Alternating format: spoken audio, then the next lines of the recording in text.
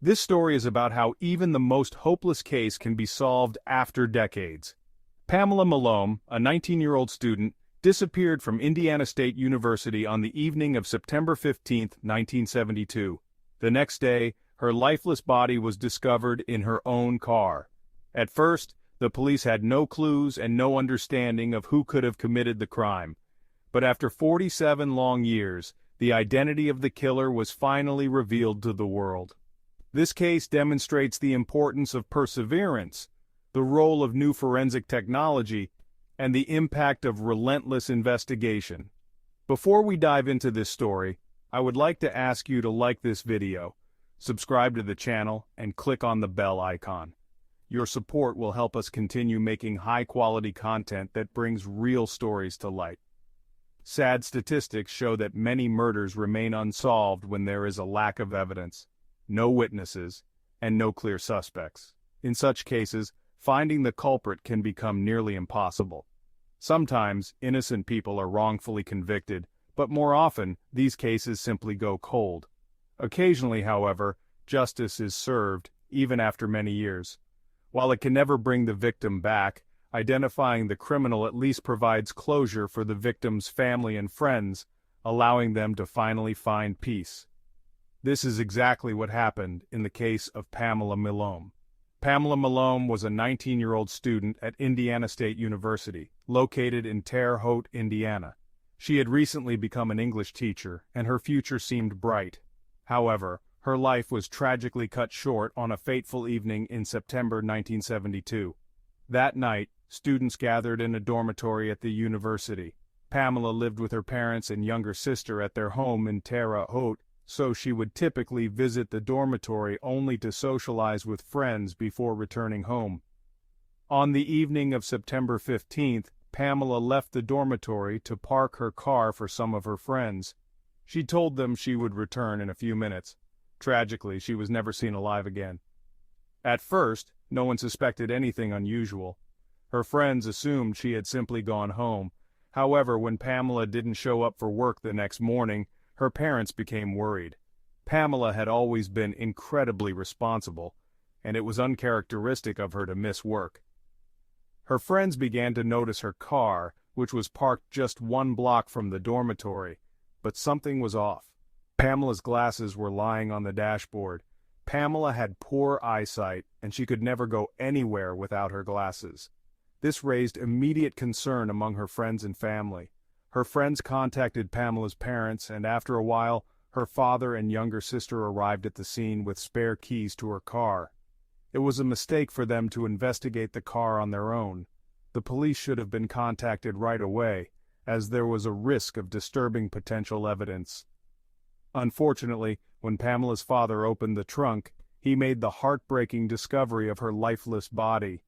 She had been covered in dirt, and there were no signs of life. This tragic event not only shocked Pamela's family but also left the entire university community in disbelief.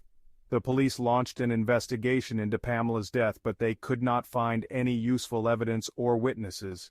They reconstructed the events of that night and tried to identify potential suspects, but they hit a dead end. Pamela had only been gone for a few minutes, and it seemed as though the unknown criminal had been waiting for her. The police had no answers. Was the killer someone she knew, or was it a random attack? These questions remained unanswered, and the investigation struggled to make progress.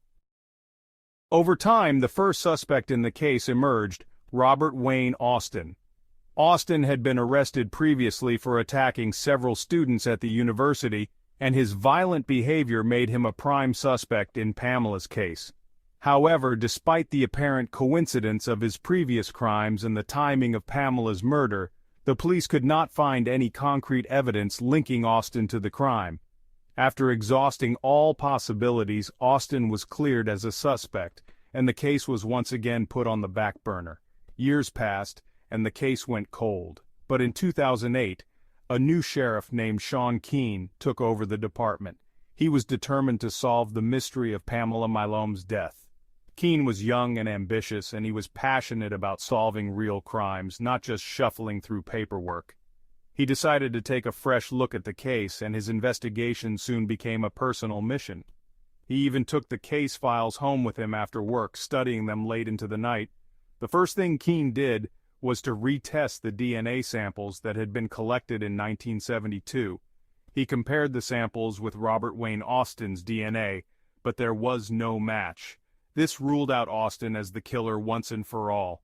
However, Keene wasn't ready to give up. He believed the answer could still be found, so he made the bold decision to send the evidence to a leading laboratory specializing in genetic testing. In 2019, after conducting a thorough DNA analysis, the breakthrough finally came. Keene and his team were able to use genetic genealogy to trace the DNA to a man named Jeffrey Hahn. Hahn had passed away years earlier, but his family's DNA provided the key to unlocking the case. Hahn had been 23 years old at the time of the crime, and he had lived in Terre Haute. He worked as a delivery driver traveling between 2 states and had been familiar with the university campus. At the time of the murder, Hahn was about the same age as many of the students at Indiana State University, making him an unassuming figure. Although Hahn had not been on the radar of law enforcement at the time, it quickly became clear that he was not a stranger to violence. Hahn had attacked a married couple a year later in a robbery gone wrong. He had killed the man and nearly succeeded in escaping, but the wife managed to escape and call for help. The police quickly apprehended Hahn, but he was declared insane by the courts and sent to a psychiatric facility. After just 2 years, he was released and he went on to commit further violent crimes. While the case was finally solved, there were still many questions left unanswered. Hahn had a long history of violent behavior, and his mental illness played a significant role in his actions. It's difficult to say how many other crimes he may have committed, but his actions in the years following Pamela's murder suggest a pattern of predatory behavior. The case serves as a grim reminder of the importance of understanding and addressing mental health issues, as well as the potential dangers of releasing individuals who may pose a threat to society. In the end, Pamela Milom's family finally received the closure they had waited nearly 5 decades for. The discovery of the killer brought justice, but it also raised difficult questions about the justice system and how certain crimes slip through the cracks.